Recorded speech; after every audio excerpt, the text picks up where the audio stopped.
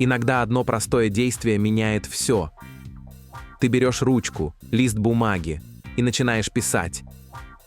Вроде бы ничего особенного, но если ты пишешь не механически, а внимательно, чувствуя каждое слово, происходит то, что редко удается достичь даже в медитации. Это не просто конспект, это перепроживание состояния. Когда ты пишешь от руки, ты не просто думаешь, ты впускаешь это в тело. Письмо — это не про знание, это про воплощение. Каждое слово, написанное вручную, прокладывает путь от ума к телу. Ты не запоминаешь, ты вживаешься. Почему это работает? Когда ты что-то читаешь, работает зрительный канал. Когда ты что-то слушаешь, слуховой. Когда ты пишешь, задействуются сразу несколько уровней восприятия. Движение руки, внимание к словам, ощущение бумаги, темп дыхания, даже тонкие вибрации. Создается нейронная сцена, в которой ты не просто понимаешь, а начинаешь быть этим состоянием. Это как протоптать дорожку в лесу. Сначала один шаг, потом второй, а потом тело уже само знает, куда идти. И вот ты уже не просто пишешь, ты входишь в то, что пишешь, чувствуешь, проживаешь. Внимание больше не снаружи, оно внутри. Именно в этот момент начинает меняться восприятие, мысли стихают, ты начинаешь слышать себя не умом, а чем-то более тонким. Ты начинаешь ощущать присутствие. Простая строчка, написанная твоей рукой, это как якорь. Она возвращает тебя сюда. Ты начинаешь чувствовать, как мысль становится ощущением, как слово становится телом, как внимание превращается в пространство. И в этом пространстве ты вспоминаешь себя. Без спешки, без усилий, без маски. Письмо становится каналом возвращения. Сознание — это не то, что в голове. Оно не находится в мозге. Оно шире. Оно везде. Просто ты смотришь из одной точки. И эта точка — не мозг, а внимание. Почему мы этого не замечаем? Потому что почти все внимание захвачено мыслями. Они идут, и мы автоматически в них верим. Считаем, что это мы думаем. Что мы — это и есть мысли. Но попробуй просто посмотреть. Мысли появляются, и ты замечаешь их. Значит, ты не мысль. Ты тот, кто видит, что мысль пришла. Это и есть сдвиг. Ты не то, что происходит. Ты тот, кто видит, что это происходит.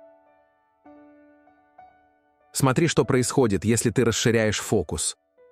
Ты как бы отходишь на шаг назад и начинаешь видеть не только мысль, но и все, что с тобой происходит в моменте.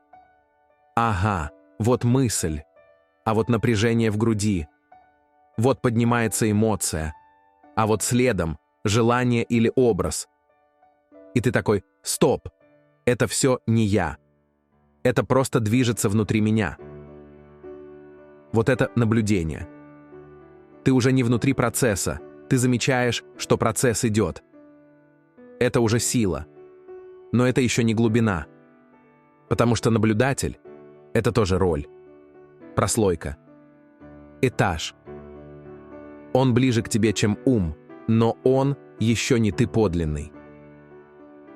Если ты остаешься, не спешишь, не анализируешь, а просто дышишь и наблюдаешь, внимание начинает опускаться глубже. Ты уже не наблюдаешь ум, а как будто погружаешься в то, что просто есть. Это не мысль, не чувство, не я наблюдаю. Это я есть. Без слов, без усилия, без объяснений. И ты вдруг видишь, все, что казалось важным, обиды, страхи, стремления, начинает отслаиваться, как шелуха.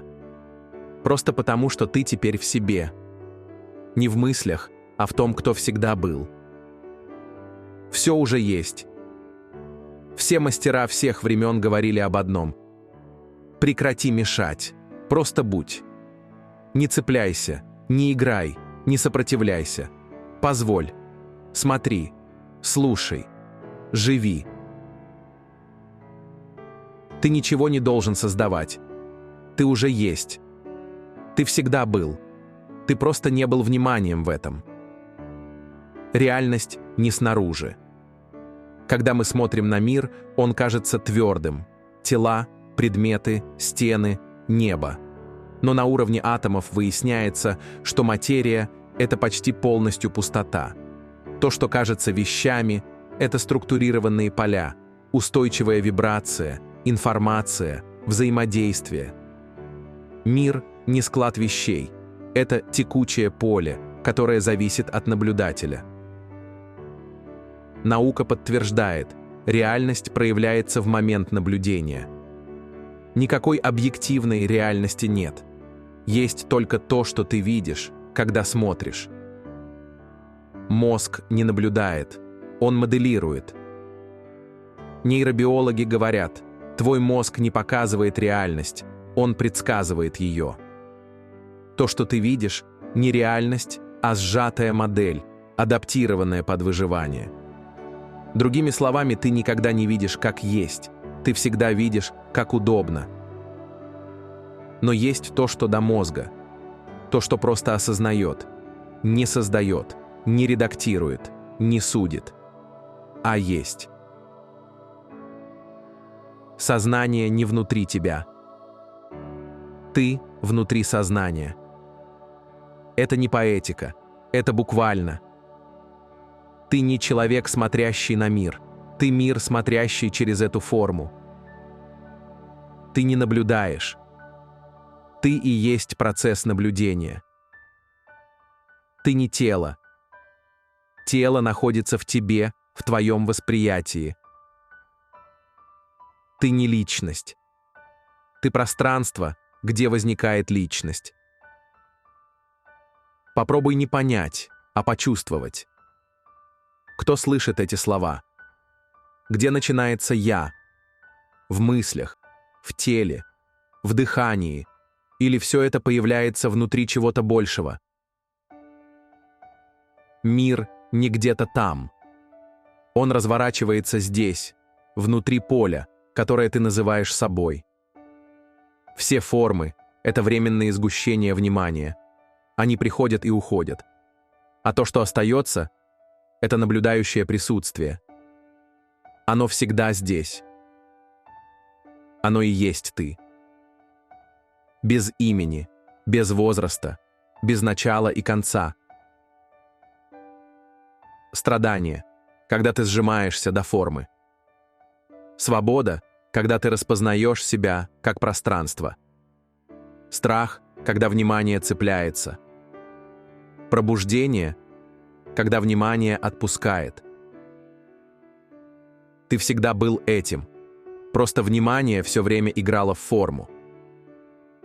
Теперь ты можешь продолжать играть или на мгновение остановиться и вспомнить, кто смотрит. Не как человек, а как то, через что этот момент сейчас есть. Все, что ты воспринимаешь, существует, потому что ты это замечаешь. Но внимание не просто фонарь.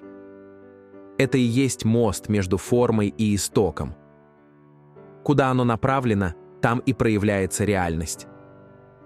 Когда внимание застревает в форме, рождается «я». Я думаю, я чувствую, я страдаю. Когда внимание отпускает форму, остается тишина, присутствие, пространство. А если внимание не только смотрит, но еще и осознает, что смотрит, возникает мост между всем временным и тем, что вечно. Ты не создаешь этот мост, ты и есть он. В этом настоящая свобода. Не уходить от жизни и не растворяться в пустоте, а быть тем, кто соединяет.